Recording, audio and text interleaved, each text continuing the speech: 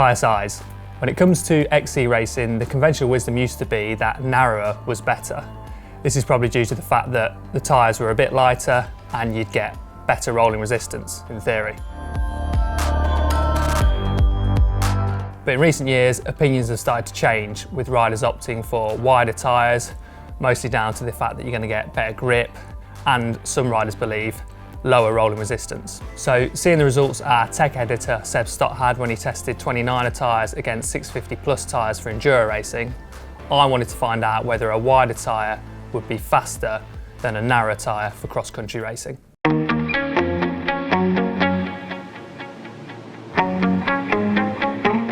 While this test is in no way scientific, we wanted to keep it as fair as possible by controlling the variables.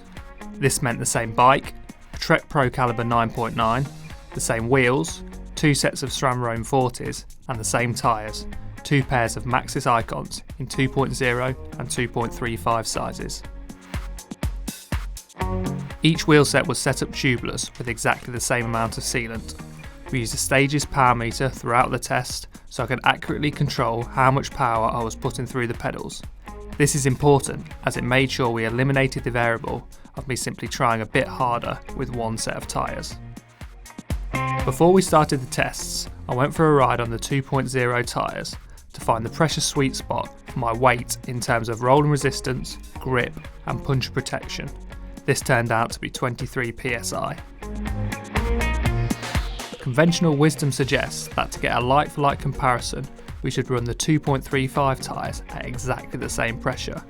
But this is not the case, as a higher volume tyre pumped up to the same pressure as a lower volume tyre will behave differently in terms of feel, puncture resistance and squirm. The best way to control these characteristics so you can measure the inherent speed of each tyre is to inflate them to the same tension, not the same pressure.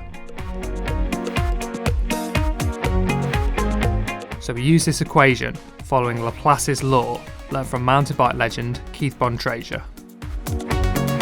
So if you're running 23 psi in a 2.0, to keep things consistent in a 2.35, you want 19.5 psi.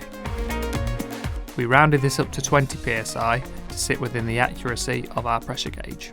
We've also added a link in the video description, which goes into more detail about tyre pressure and casing tension. The test consisted of 3 parts: a roll down test, a climbing test, and finally a full lap just under race pace. We started with the roll down test on a fire road at the Forest of Dean. I marked out a short course with 3 marker points. Starting at the first, I clicked in and started the timer at the second. I'd stop the timer at the 3rd marker at the bottom of the road.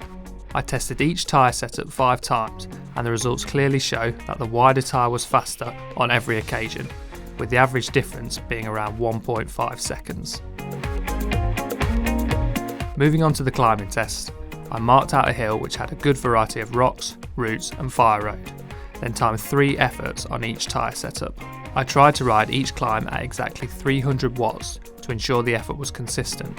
Once again, the results show the wider tyre was faster, with the average being around 1.5 seconds. The final test was a full lap containing a good mix of what you'd find on a modern cross-country course. I made sure I was fully rested between attempts and tried to ride each lap as consistently as possible in terms of effort. On the narrower tyres, I completed the lap in 9 minutes and 34 seconds dead, with a normalised power of 312 watts. On the larger tyres, I was around 9.5 seconds quicker, but had a higher normalised power of 323 watts. Obviously, arriving at any concrete conclusions from this test is difficult due to the fact that I tried a bit harder with the wider tyres.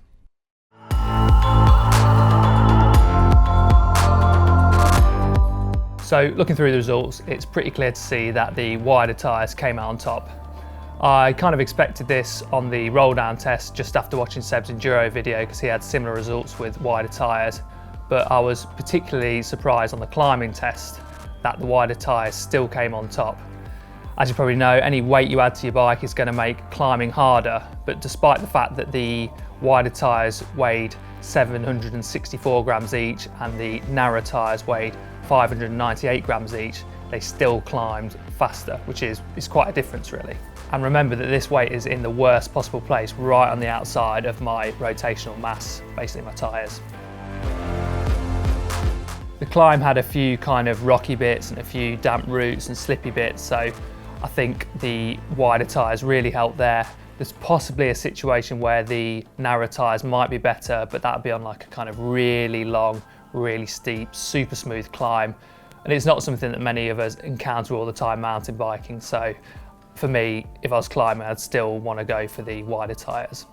As I've already said, on the longer lap, my normalised power was higher with the wider tyre. So it's quite hard to draw any conclusions from the wider lap just because I tried harder with the wider tyre. So we can't really say whether the quicker time was down to me trying harder or the tyres in isolation. But if we discount all the numbers, riding the wider tyres on that longer lap just felt so much better. I felt like I had more grip, I just had more control over the rooty sections. I wasn't kind of being jerked about by the tyres. So possibly I just might have been able to put down more power coming out of the corners and just been able to brake a little bit later coming into the corners and accelerate a bit better on the climbs, due to the fact that I just had a bit more grip and control with the wider tyres. Moving forward, it'd be really good to test the 2.35s against tyres around the 2.2 or 2.25 standard, things like Schwalbe Racing Rouse. Obviously the 2-inch tyre is quite a narrow tyre and the 2.35 is a pretty large tyre for an XC size, so I think there could be a kind of sweet spot maybe where the 2.25s would be a little bit quicker than the 2.35s. But until we do that test, it's tough to say. I found the test really interesting and it's already got me thinking about new tests I could do with tyre size, tyre tread and tyre volume in general. But for me, down to these results, I'm definitely going to be using wider tyres in the upcoming race season.